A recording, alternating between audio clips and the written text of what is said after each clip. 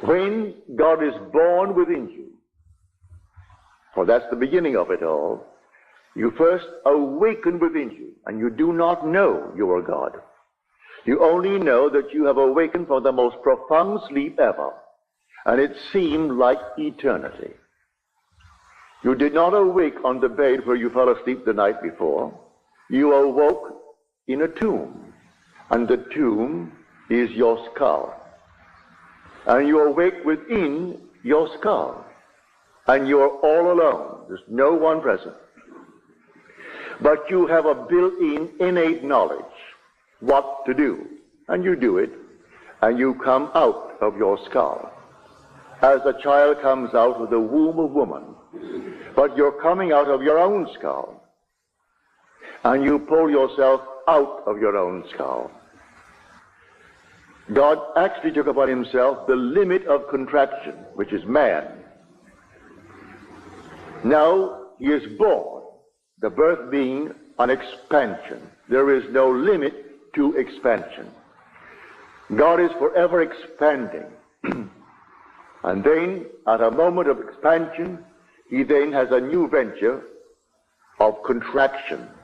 Then he expands beyond what he was. Then he contracts. Then he expands beyond what he was. And that is God's play. There is no limit to expansion. He puts a limit to contraction. The limit here is man. So when you break the tomb, you come out and you are God. So when he said to me, I laid myself down within you to sleep, who said that? The depth of my own soul. The Lord said that. I laid myself down within you to sleep, and as I slept, I dreamed a dream. I dreamed, and I knew exactly what he was dreaming. He's dreaming that he's I. And when the dream is over, we aren't two, we are one. No longer will he simply treat me as something on the outside, an emanation of his. No more the emanation. He cleaves to me, and we become one being. So a man leaves his world, his father, his mother, everyone, and cleaves to his wife. And this is the wife, the emanation of God. Yet, though his emanation, it's his wife until the dream is over. When the sleep is over, we aren't two, we are one. And I know that when I awoke within me, I wonder, how did I get here? Who put me here? For this is the tomb. This is a sepulchre. And only one who thought me dead could have put me here, for this is the tomb, and only the dead are placed in tombs. So someone, I didn't realize then that it was a deliberate act on my own part. I laid down myself. I have the power to lay it down and the power to take it up again. For I am the resurrection and the life. So he entered death's door, the human skull, and laid down in the grave of man. And there he dreams the dream of life. And this is the dream of life. And one day, it comes to the end. And he awakes where? In the tomb where he entered, to find himself there. It was a long dream. Thousands and thousands of years he's been dreaming this dream. You didn't begin in your mother's womb 70 years ago, or whatever year you may be. That's only a garment woven for you. You are eternal. You have no beginning and you have no end. Never was there a time when you were not. Nor shall there ever come a time when you shall cease to be.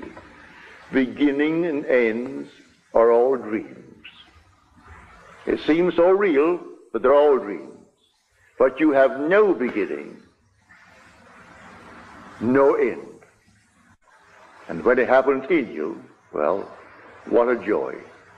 I can't tell anyone the emotion that possesses you, and then you really are like one possessed. You walk in the dream of what happened, and you cannot think of anything but, really. You may be diverted for a little while. A small party, a big one would bore you. A few friends, yes. A large crowd, no. It doesn't interest you. A dinner party of a few chosen friends, yes. But to have an enormous crowd, no, that's nothing more than noise. Everyone's trying to, well, monopolize the entire picture. But a few chosen friends for a party, a delightful evening with words, where you're discussing reality, wonderful. But after it happens to you, may I tell you, you can't think of anything but, and your dreams are not dreams anymore. Your nights are not what they were prior to that waking. You wake and it's entirely different. And I can't explain to anyone who wakes every day of their life after a night of good sleep, that waking in the morning doesn't compare to this. It's something entirely different. As though you had never awakened before in your life. That's what actually you feel like. Something entirely different. But something was said to me just before I took the platform by a very dear friend of mine who was here tonight. Although he will admit to me and to everyone in the world, he is 101% American, but he cannot deny the fact that he has 101% of the Irish background in him too. So he gave me the definition of an Irishman. An Irishman is one who does not know what he wants. And there'll be no peace on earth until he finds it. Not exactly his words, he told it much better than that. But that's the essence of it. He does not know what he wants, and there'll be no peace on earth until he finds it. Well, that's the whole vast world. Asking, what do you want? He doesn't really know what he wants, because what everyone wants is to find the Father. And you can't find the Father without the Son. Basically, we're trying to find the cause of the phenomena of life. What makes things happen in my world?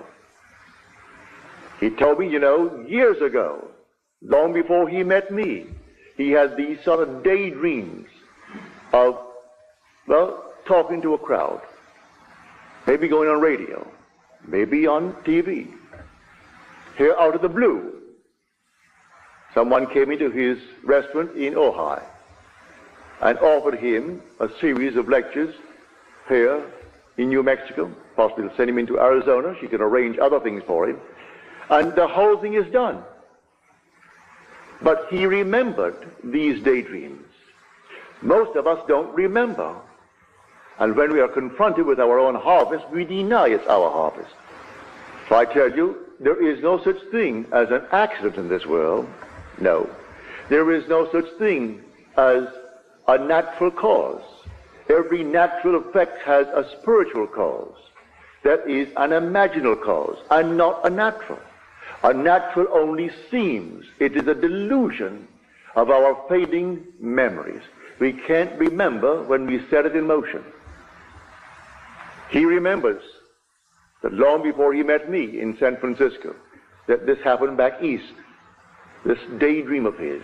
And now, suddenly, out of the nowhere, a seeming stranger comes into his world, listening to him in his restaurant, carried away with what he had to say, the way he said it, is moved to arrange this thing for him. He doesn't have to lift a finger to do it. It all will be done for him. So I say, dream noble dreams. Wonderful dreams. If they don't come to pass tonight, tomorrow, or next week, you keep on dreaming them. But try to put yourself into the dream as though it's taking place. And try to live in it. Be possessed by the dream. And see the whole thing unfold within you in this world of Caesar. Always bearing in mind the real dream. It must come to an end only when it's fulfilled. And the story is the fulfillment when you awake. For resurrection is waking. It's not gathering dead bones together and putting flesh on it. It's simply awakening.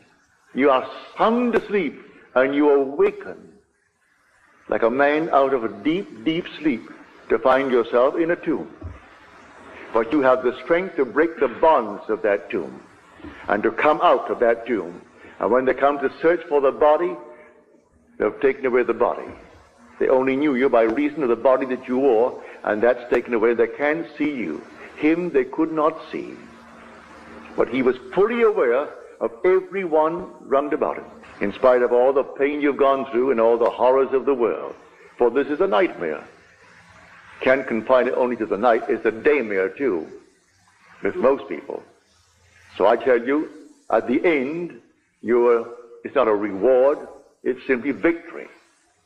You had plotted and planned the whole thing before you entered the tomb.